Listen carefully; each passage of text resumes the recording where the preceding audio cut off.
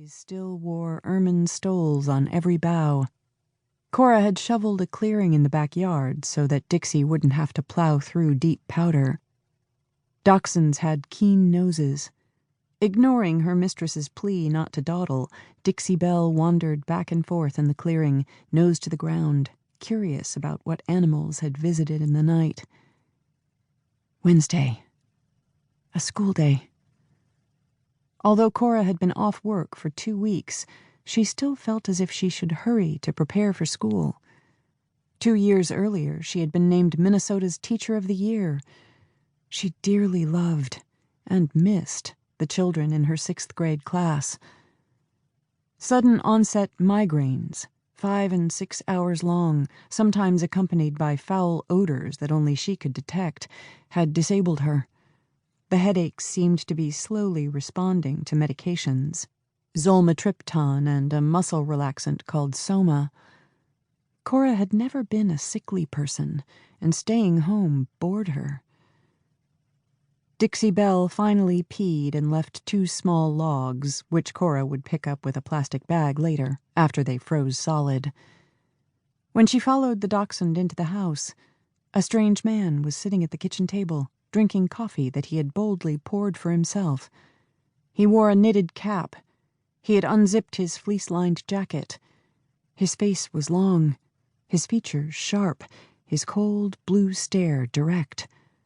Before Cora could cry out or turn to flee, the intruder said, "Play Manchurian with me."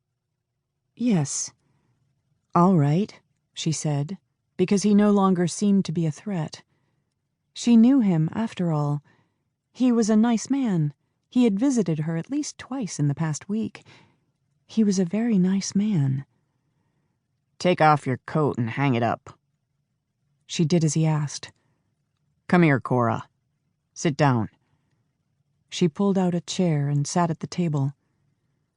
Although a friend of everyone, Dixie retreated to a corner and settled there to watch warily with one light blue eye and one brown. "Did you dream last night?" the nice man asked. "Yes." "Was it the dream of fire?" "Yes."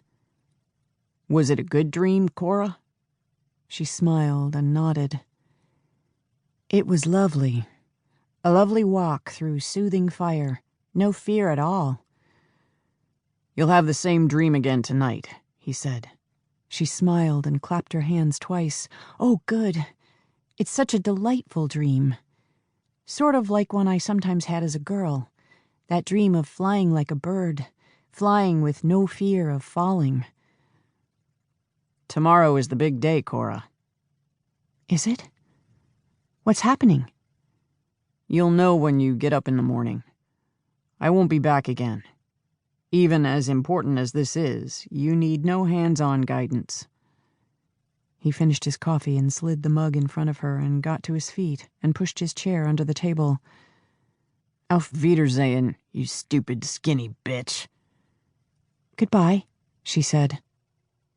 A twinkling, zigzagging chain of tiny lights floated into sight, an aura preceding a migraine. She closed her eyes, dreading the pain to come. But the aura passed. The headache did not occur. When she opened her eyes, her empty mug stood on the table before her, a residue of coffee in the bottom. She got up to pour another serving for herself.